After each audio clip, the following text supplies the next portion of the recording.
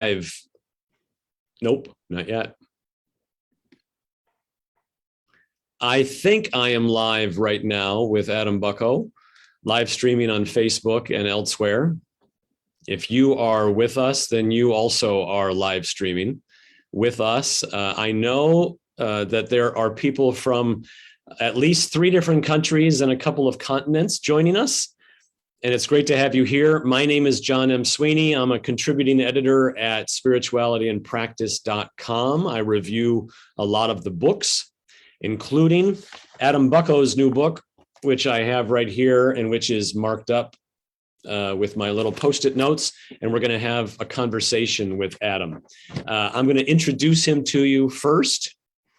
Adam Bucko has for many years been one of the most articulate and authentic voices in the movement for the renewal of Christian contemplative spirituality and the growing new monastic movement. Born and raised in Poland, he came to the US as a teenager with his parents.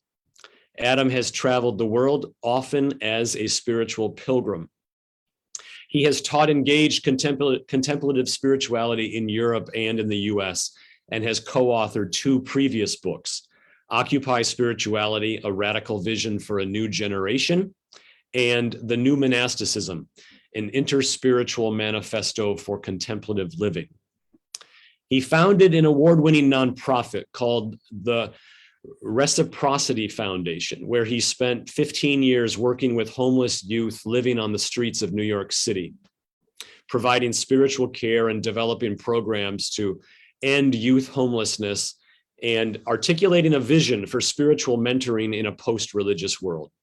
He currently serves as a director of the Center for Spiritual Imagination at the Episcopal Cathedral of the Incarnation in Garden City, New York, and they also have a center in Brooklyn, and is a member of the Community of the Incarnation, a new monastic community dedicated to democratizing the gifts of monastic spirituality and teaching contemplative spirituality in the context of hearing and responding to the cry of the poor and the cry of the earth. And that was a long-winded introduction. Adam is also my friend, and it's great to have you here, Adam. Thanks. Hi, Jon. It's so nice to be here, and thank you for inviting. So this is part of our Off the Page series of conversations with interesting authors of new books. And Adam, as I said, is the author of Let Your Heartbreak Be Your Guide, which is a provocative title, and we're going to get into what it means. But Adam, I wonder if we could start by you just reading a short portion of your book so people can hear it and hear your voice. Yeah, sure. So I'm going to read from the first chapter. The title of the chapter is To Be Human is to Revolt Against Injustice. And this is a story that I tell at the beginning of this chapter. And each of the chapters usually has a story and then is followed by some kind of a teaching or a reflection. So this is the story. A few years ago, I was in upstate New York, co-facilitating a retreat for homeless youth. We were there for a few days of praying, reflecting on our lives, and experiencing the beauty of the surrounding environment. For many of the kids who came, this was their first opportunity in a long time to sleep in a comfortable bed, and they took the time to rest. My role at the retreat was to meet with every participant for one-on-one pastoral conversations and spiritual direction in between the usual retreat activities. One of those conversations is still very much with me today. On that day, I was meeting with everyone outside the chapel, surrounded by a pond, flowers, and trees. I sat there quietly, reading, praying, and once in a while, one of the retreat participants would come to sit with me. I started each meeting with a brief guided meditation, and then we moved into a conversation. A young girl named Ebony approached me there by the chapel. Painful things from her past were beginning to come up for her during the retreat, and she had difficulties expressing them. Seeing her pain and how difficult it was for her to give words to her years of private suffering, I encouraged her to go for a walk around the chapel and try to find 3 objects in nature that represented some of what she was feeling. She came back after about 20 minutes, and I asked her to talk about each of the objects and why she picked them. One of Ebony's objects was a flower that had yet to bloom. She told me that she felt like this flower, like there was a gift inside of her trying to emerge, but no one knew. Even she had forgotten it.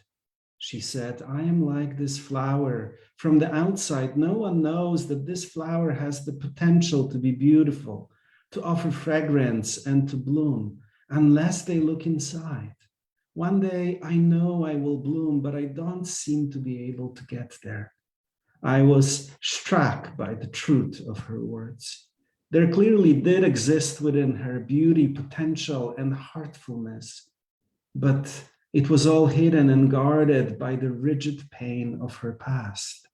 After talking about this for a while and feeling somewhat helpless in my inability to offer her any consolation, I suggested to Ebony that she take her 3 objects and go into the chapel and spend some time in prayer and meditation.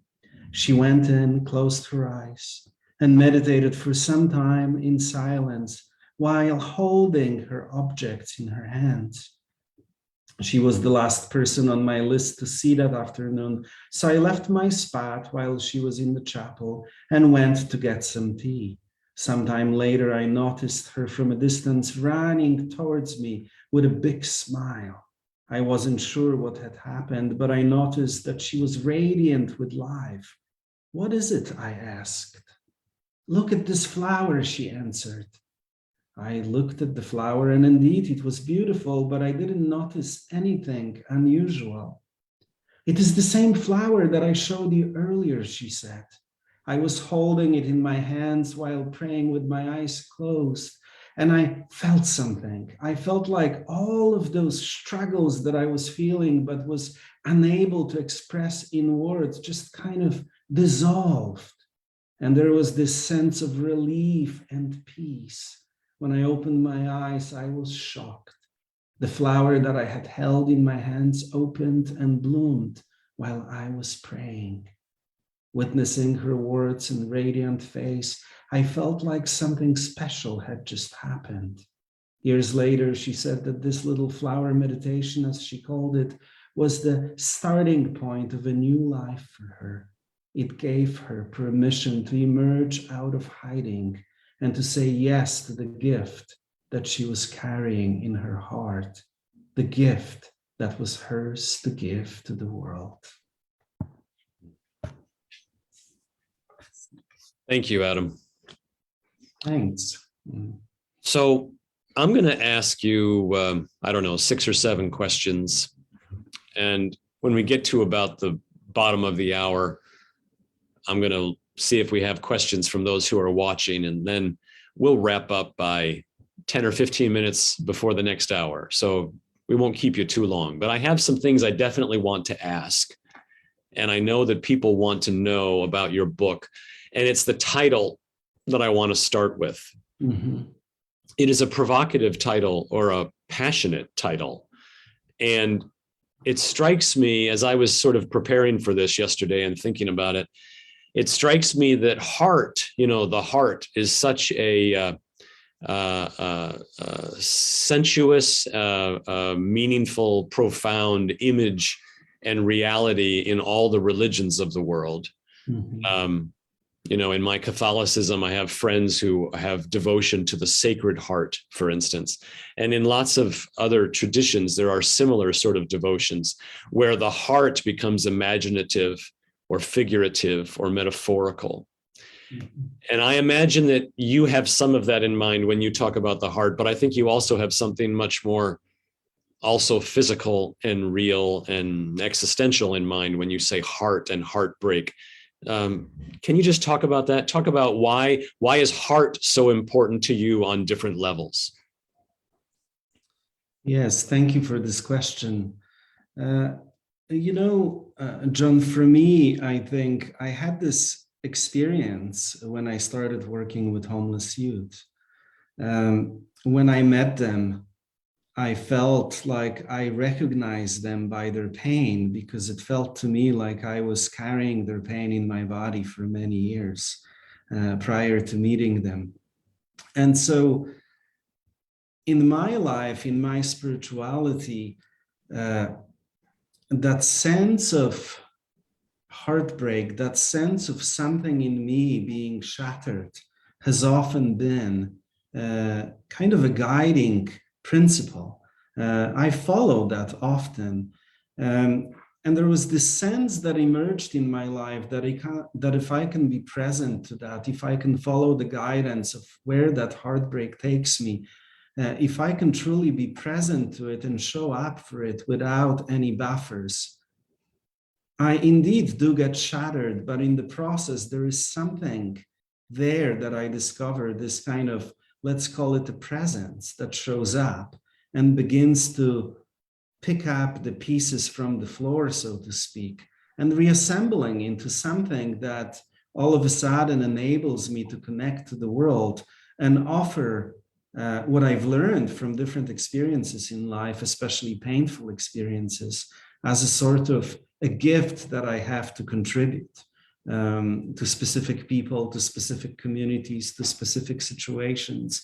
And so when I say the heart or the heartbreak, I mean what I mean by that, I think in this book, is that center of my being that oftentimes responds to things that I see in the world, that oftentimes is shattered by the things that I see around me, especially the suffering of other people.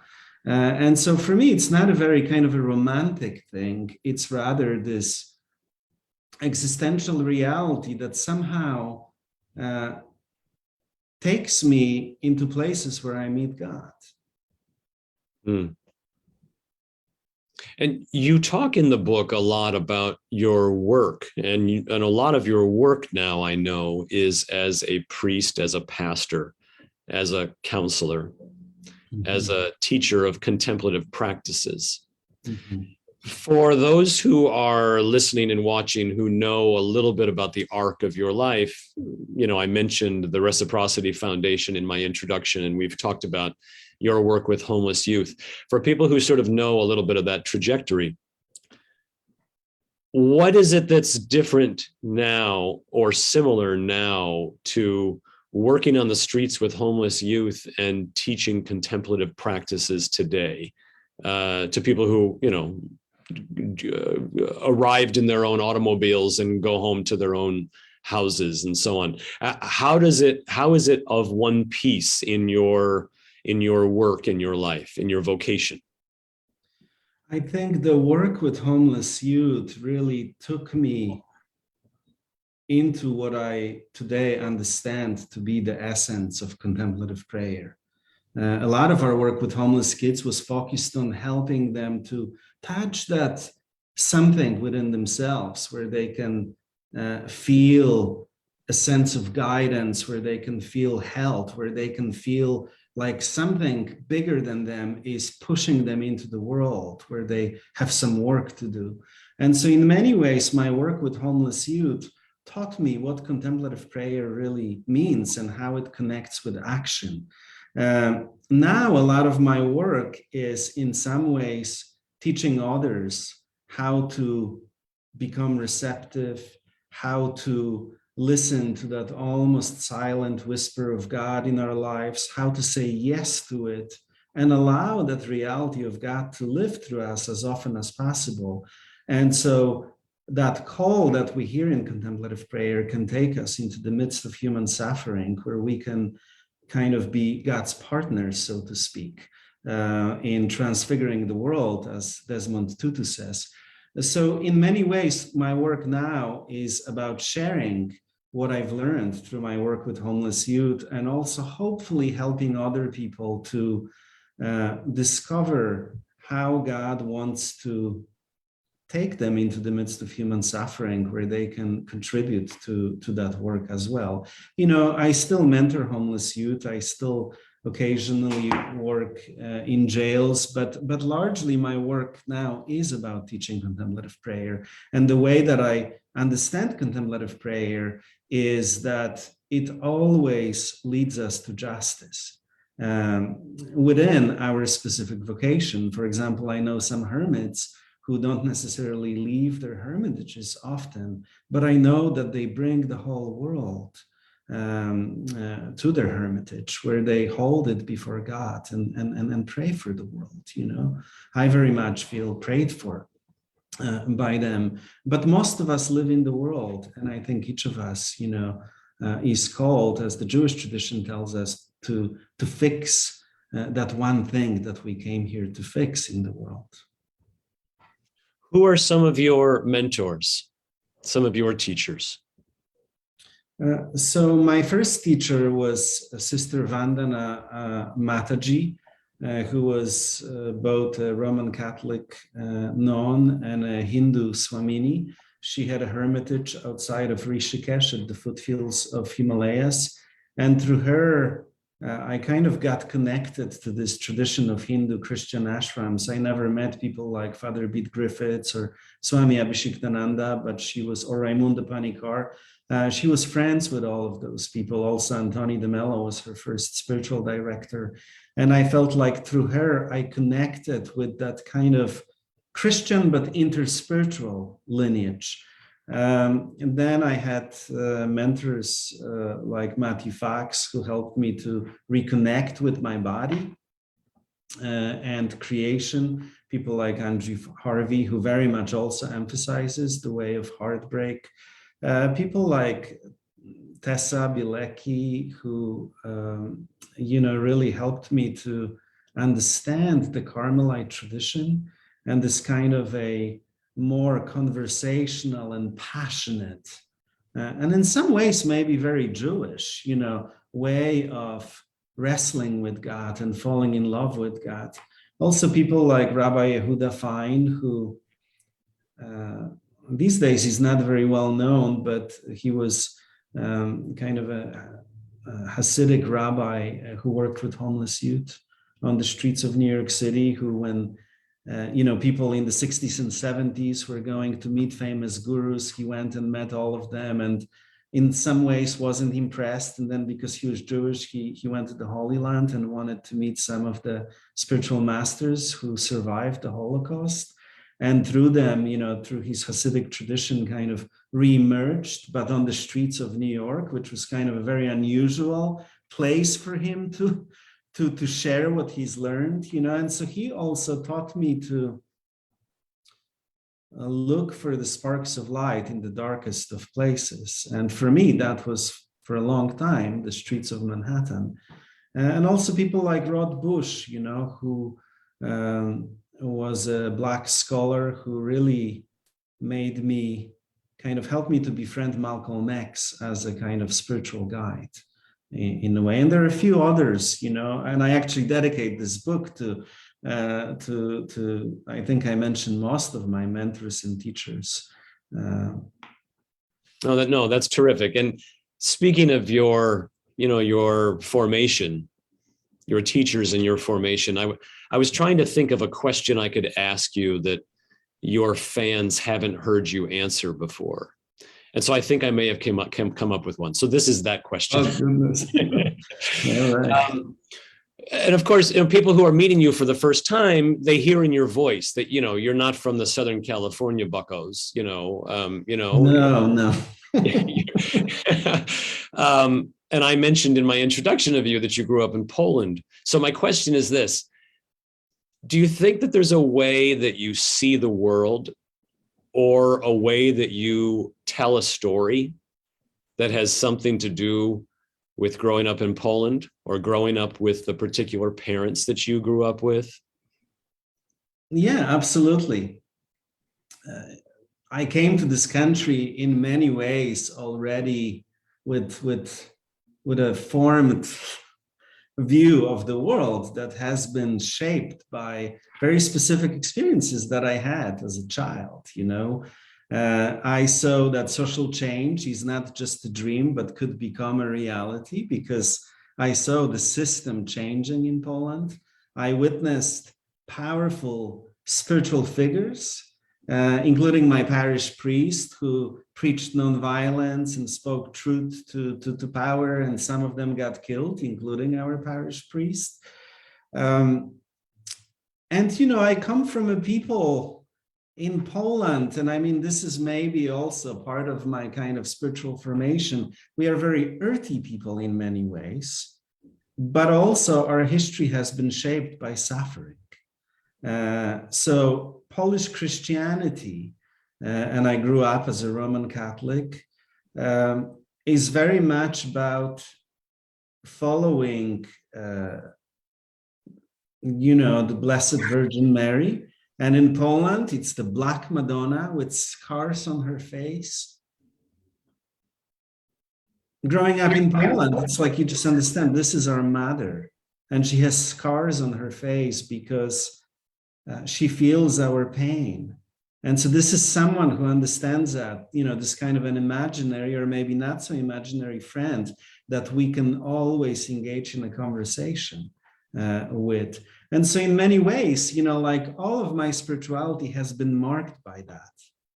You know, in many ways after that, you know, as a kid, I left the church, became, you know, part of the anarchist youth movement, and then came to the States and etc. Spent time in a Hindu monastery. So my, you know, many of my mentors have been kind of, you know, not necessarily Christian, but the very foundation of my life in terms of my first intuition about God and how that connects to justice is, I think, very Polish.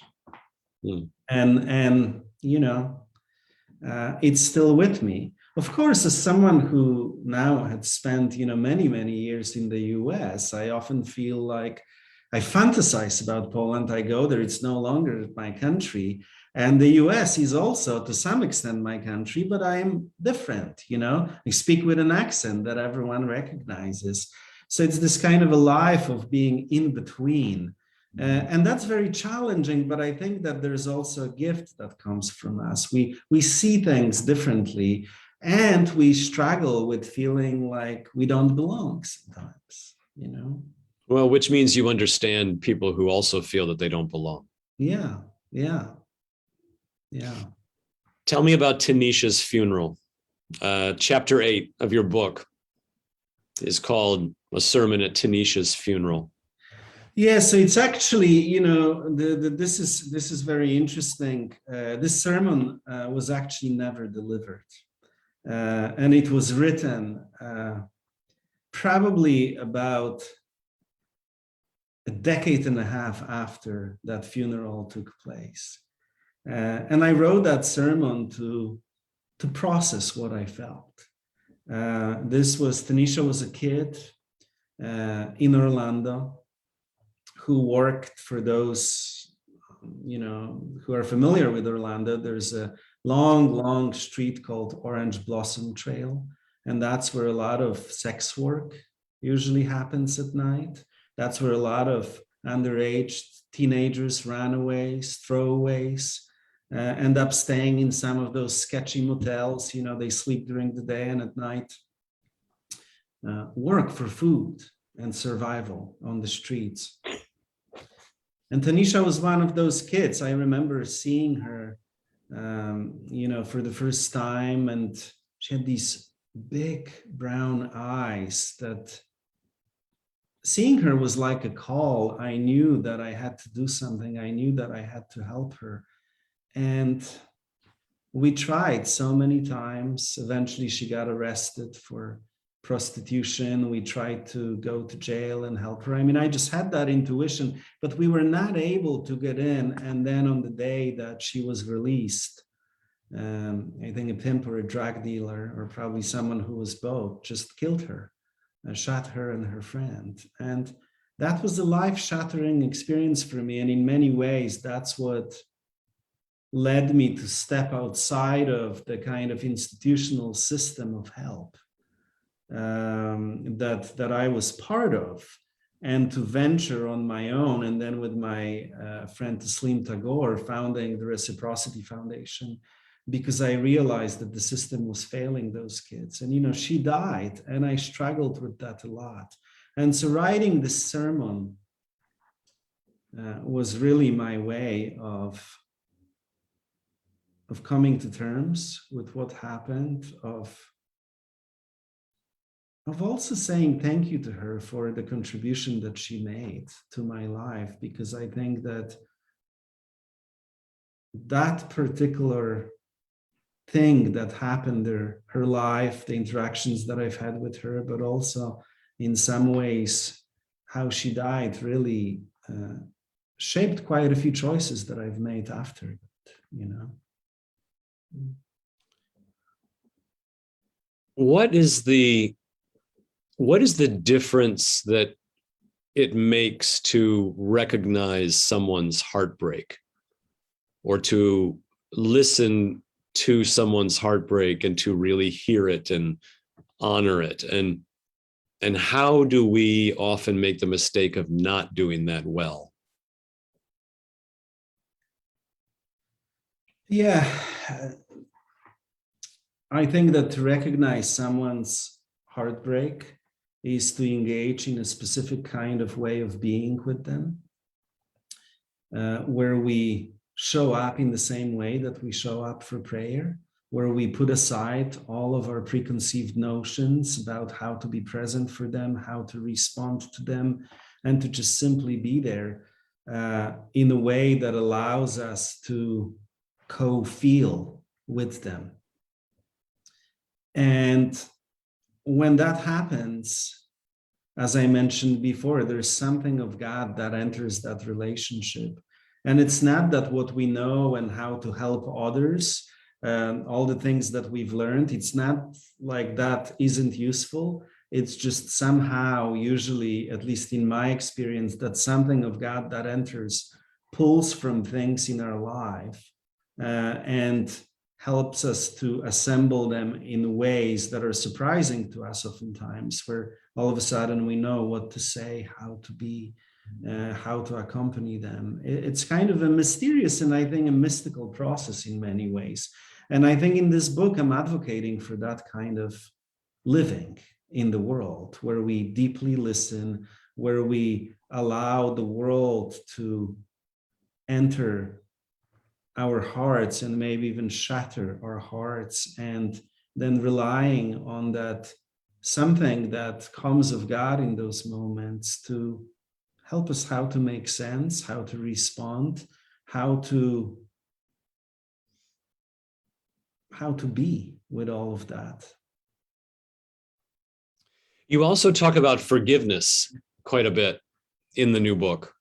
There's at least there's a couple of chapters that deal with forgiveness really closely. And I know you're passionate about justice, and you've mentioned that too.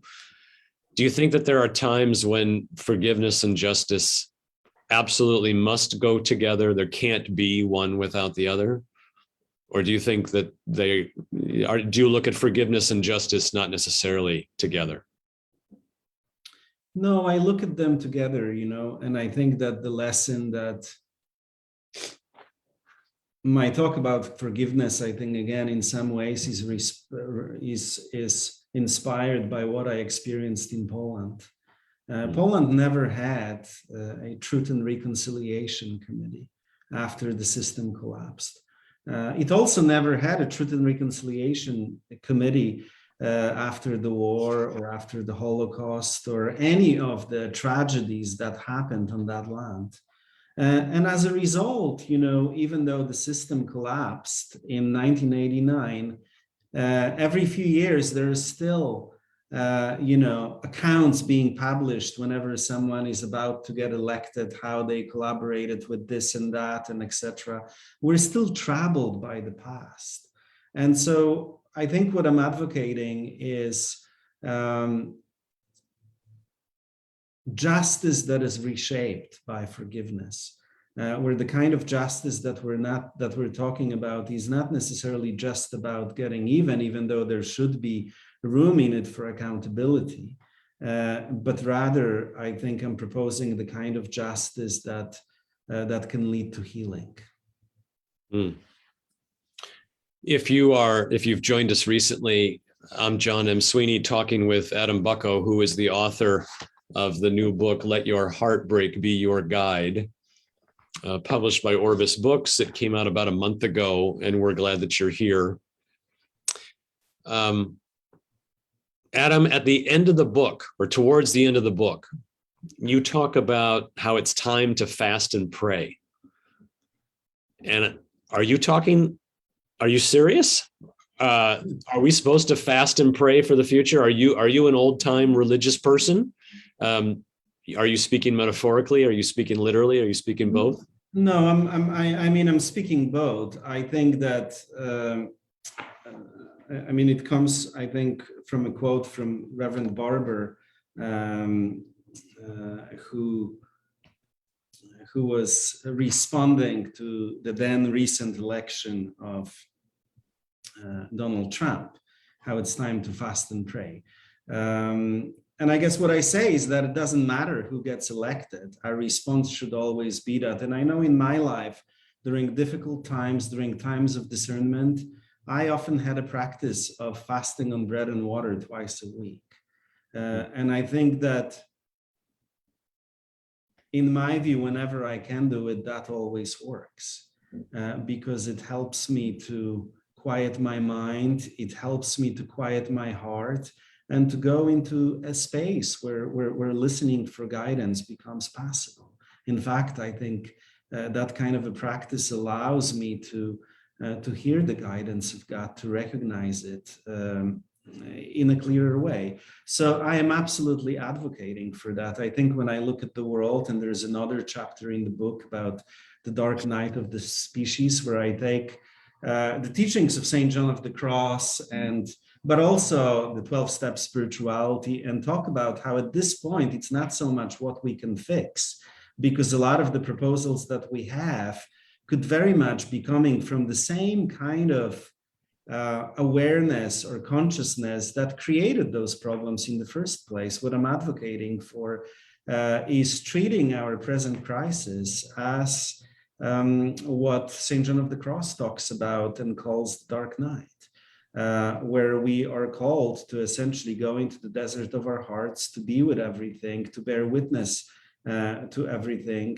in a way that allows that something of God's guidance to move us towards action, not just the kind of action that we strategized ourselves into, but rather an action that comes from that something that is bigger than us.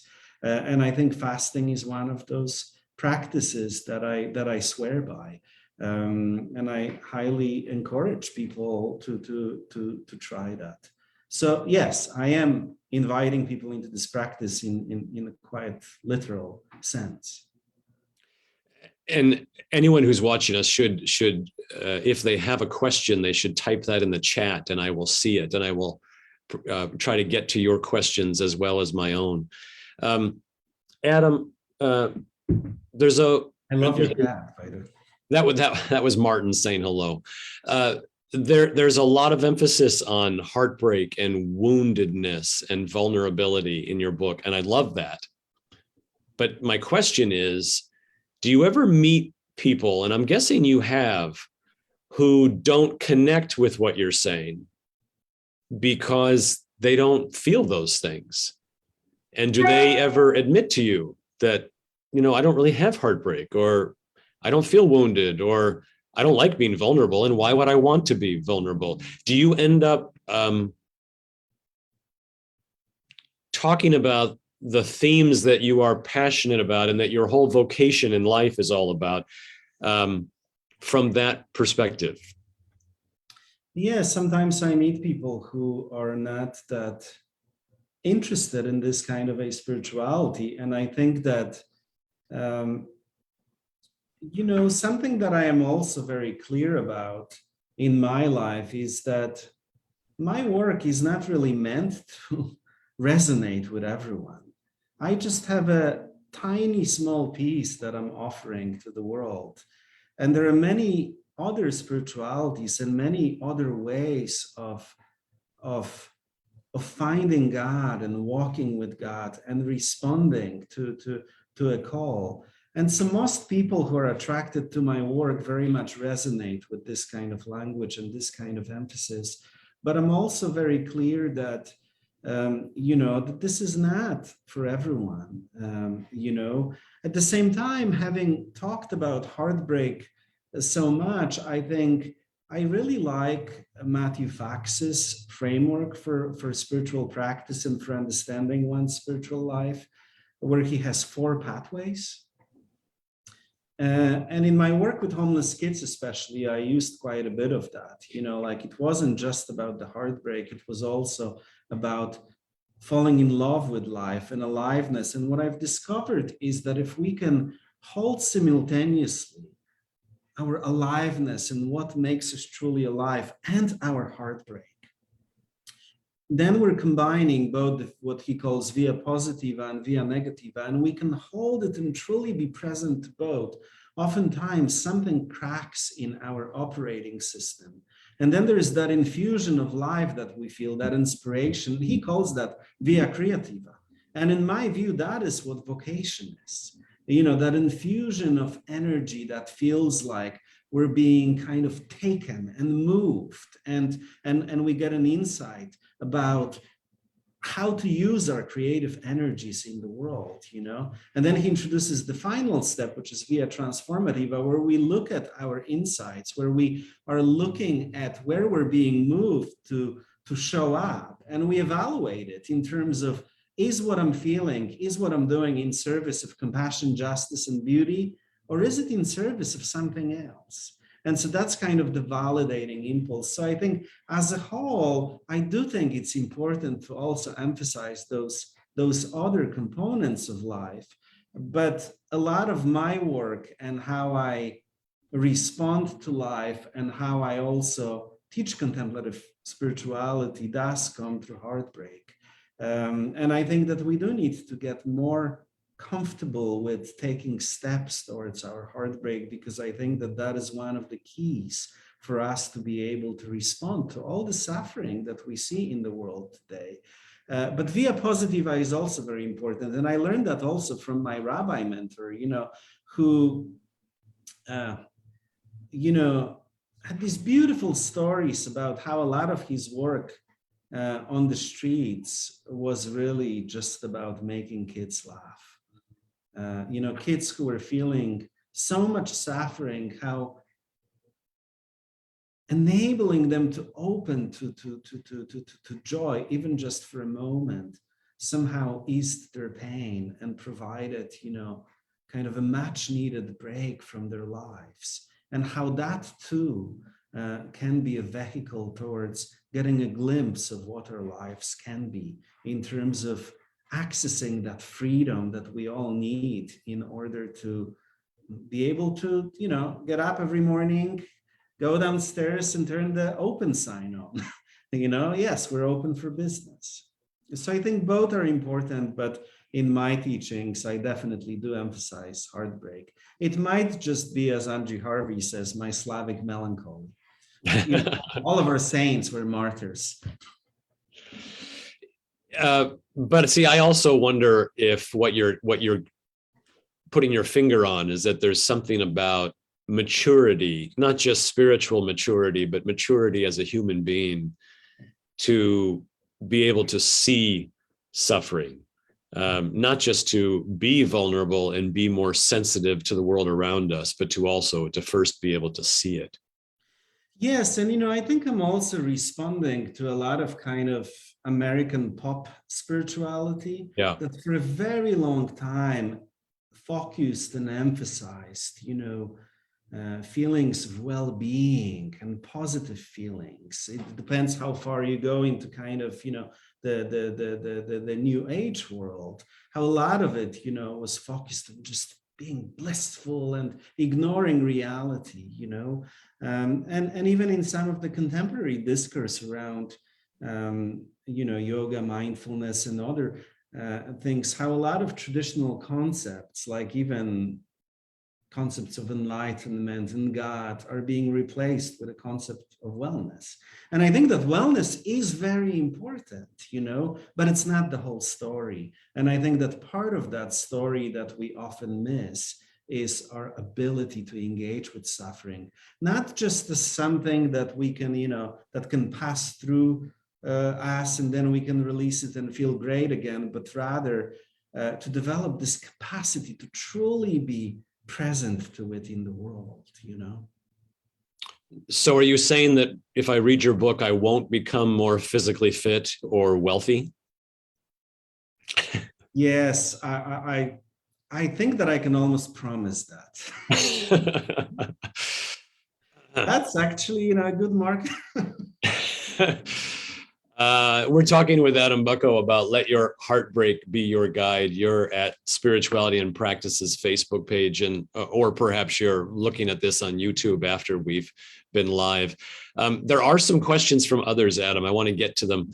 One is from Kathy, and she says, what is contemplative prayer? Can you give us not only a definition, but just give us an idea of how you spend a couple of minutes with someone to get them into a practice for the first time? Yes. So contemplative prayer is actually a tricky term. And when you Google some of the teachers of contemplative prayer, people like Father Thomas Keating and others, there are a lot of people saying, oh, he's a heretic, because in our Christian tradition, especially the Catholic tradition, contemplation is a gift from God. It's not something that you can practice. And so a lot of what we today talk about as contemplative prayer in the Christian tradition, be centering prayer, or, those are essentially inventions that happened in the last few decades. I know that we often say that this is what the Desert Fathers and Mothers were practicing, but that's not completely true. These are new methodologies that not so much produce the gift of contemplation, but rather help us to train ourselves where we can be receptive. So when that gift comes, we can actually receive it. So for me, contemplative prayer is about cultivating our receptivity, quieting down, being available, being in that state of curious not knowing, just being present, cultivating that posture. And I guess the metaphor, somewhat of a biblical metaphor that I like to use, is being before God, imagining that our whole being is like parched earth, and that we're sitting there, standing there, waiting for the rain being God or grace. And so the simple instructions, that I often offer, that my community, we call it the incarnation method of contemplative prayer. And this is also where we differ slightly with centering prayer, which takes people into silence immediately.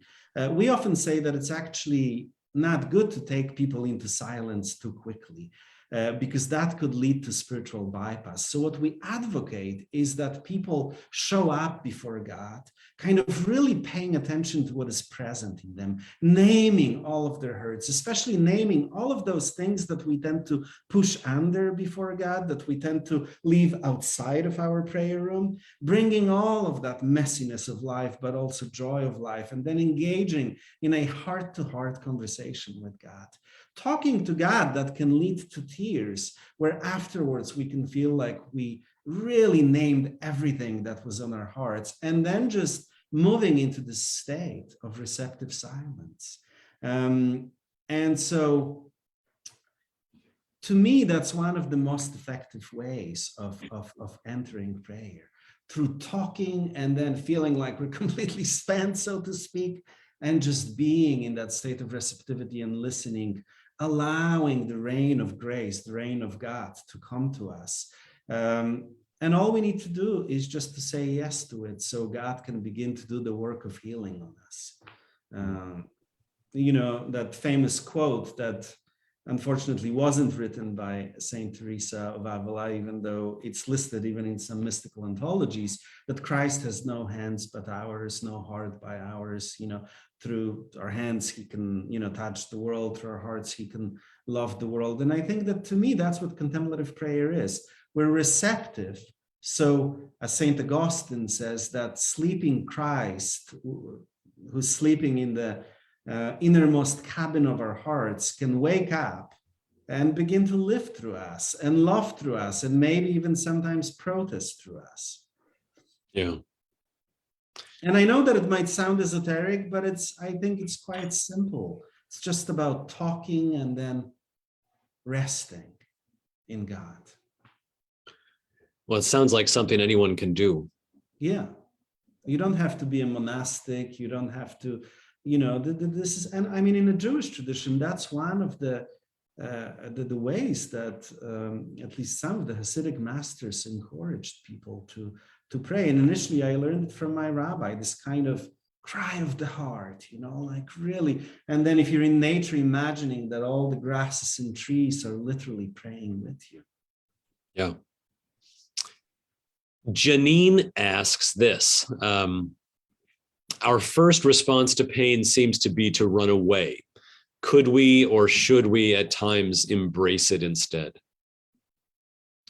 I think my answer is yes, but I also think, and I say it very clearly in the book, in the kind of the afterword, anyone who's really interested in practicing this kind of spirituality, I think that there are some prerequisites. One of them is to develop a daily practice. In addition to that, to be in spiritual direction. And I also advocate for everyone to be in therapy. And the reason for that is that some of this stuff, if done without guidance, can be difficult. It can even reactivate some of our traumas. That's why it's important to do it within the context of those 3 or actually 4 things that I mentioned.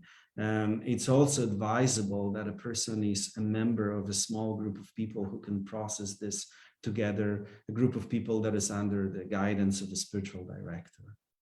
Yeah. Because just saying to pain, like that's an easy answer. Yes, to pain is an easy answer, but we all have different histories and we have to hold our own suffering, with tenderness and be very wise about it. Yeah. All right. One more question, I think, from Pam.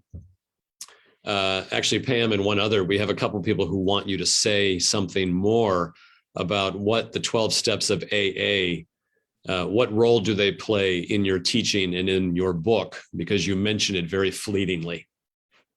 Yes. So in the book, I actually don't talk much about it, but in our community, the community of the Incarnation, the methodology for what we call the ongoing conversion of life that we adopt is the 12-step methodology, which means that everyone in our new monastic community is part of a small group that prays together, but also goes through 12 steps each year. Each month is dedicated to a different step. And what I mean by that is not just reading nice books about the 12 steps, but actually practicing them in a small group, doing the actual inventory of life, which in our community, oftentimes 2 months each year, where we really dive deep and then working through all of that. And in our community, because we kind of learned from 3 different spiritualities, Benedictine, Carmelite, and Franciscan, each year we do the 12 steps through one of through the lens of one of those spiritualities. So for example, the Franciscan one, which we connect more to justice, is focused more on looking at our spending habits, looking at our relationship with the earth, looking at how we are related or complicit in some of the unjust systems, and etc. The Carmelite one is more focused on kind of combining the teachings of John of the Cross and the Dark Night and learning how to go into the desert of the heart. And the Benedictine one is focused more on listening. But in our community, we adopt that as one of our primary way of being in community, where we can learn how to be vulnerable with each other, where we can confess our shortcomings together, ask and offer forgiveness, and etc. Yeah, no, thank you. So I want you to leave us with a word of some kind. You are our spiritual teacher for the hour at least. And I hope people will buy your book, Let Your Heartbreak Be Your Guide. But let's assume that we've just spent 49 minutes in a contemplative spirituality session with you, how would you close the session? Well, I would close with inviting people into prayer, and I would encourage everyone today, before the end of the day, and to dedicate 15 minutes to this very simple way of praying, where you literally gather all of the marginalized parts of your life and bring them in the presence of God, hold them before God, talk about them, and then just invite God to hold you with all of your stuff, to love you, where you just can simply sit in the state of receptive silence, saying yes to whatever God wants to do with all of your stuff. So that would be my invitation, a very practical one. Just dedicate 15 minutes before the end of the day doing that. And I would love to hear from people how that feels, And if it's helpful for you, also do it outside, because sometimes that helps us to really feel like we are being held by the sacred, as we look at the trees, as we hear the winds and etc. Wonderful. Thank you, Adam. And I know people can find you at the Center for Spiritual Imagination in Garden City, New York. Yes. And you are the author of Let Your Heartbreak Be Your Guide. Thank you to all who have joined us. Thank you to Spirituality in Practice and all the good things that they do. And may we all get more in touch with our heartbreak and bring it to the world and change the world through our own pain and woundedness. Because I think we'll find a lot of other people who are also in pain and wounded, right? Yeah, absolutely. Well, thank you, Jon, for this conversation and for this opportunity to share. Thanks, Adam. Thanks, everyone, for joining us and for your great questions. Goodbye.